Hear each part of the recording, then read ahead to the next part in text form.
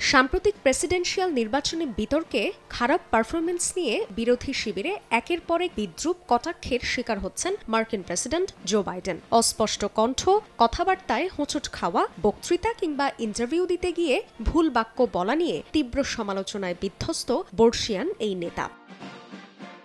শুধু তাই নয়, বিতর্কের পর বাইডেনকে নিয়ে উদ্বেগ বেড়েছে নিজ দল ডেমোক্র্যাট শিবিরেও। তার একের পর এক ভুলে মাথা চাপড়াচ্ছেন ডেমোক্র্যাটরা। আসন্ন নির্বাচনে প্রার্থী হওয়ার জন্য বাইডেনের যোগ্যতা নিয়েও চলছে আলোচনা। বয়স বেশি হয়ে যাওয়ায় তার দেশ পরিচালনায় সক্ষমতা নিয়ে উদ্বেগ দেখা দেয় ডেমোক্রেটিক পার্টির একের পর এক নেতা প্রকাশ্যে বাইডেনের প্রতি অনাস্থা প্রকাশ করছেন। শনিবার মার্কিন প্রতিনিধি পরিষদের আরেক ডেমোক্রেট সদস্য অ্যাঞ্জি ক্রেগ বাইডেনকে প্রার্থিতা প্রত্যাহারের আহ্বান জানান।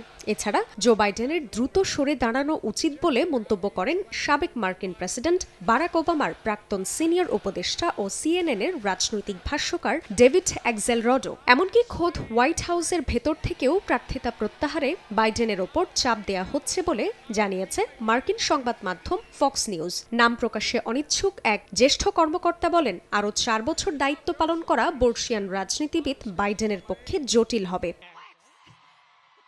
এর মধ্যেই বাইডেন সরে দাঁড়ালে উত্তরসূরি কে হতে পারেন গুঞ্জন শোনা যাচ্ছিল ভাইস প্রেসিডেন্ট কামালা হ্যারিসের নাম। তবে এমন খবর শুনেই রীতিমতো কামালাকে আক্রমণ করে একেবারে হতাশাজনক সিদ্ধান্ত বলে খোঁচা মারতে দেখা যায় ট্রাম্পকে। এবার ডোনাল্ড ট্রাম্পের এক কটাক্ষের জবাবে পাল্টা সমালোচনা করতে ছাড়লেন না ভাইস প্রেসিডেন্ট। শনিবার নিউ অরলিন্সে এক প্রচারণায় গিয়ে কামালা বলেন, দ্বিতীয়বার ট্রাম্পকে নির্বাচিত করলে স্বৈর শাসকদের মতো বিপজ্জনক হবে তার প্রশাসন। কৃষ্ণাঙ্গ ভোটারদের আবারও ডেমোক্রেট প্রার্থীদের ভোট দিয়ে নির্বাচিত করার আহ্বান জানান কামালা হ্যারিস। এ অবস্থায় অবশ্য কেউ কেউ বলছেন, বাইডেনের প্রার্থিতা নিয়ে উদ্বেগের পরিবর্তে ভাইস প্রেসিডেন্ট যেন বিরোধী পক্ষের ট্রাম্পকে আক্রমণ করতেই বেশি মনোযোগী।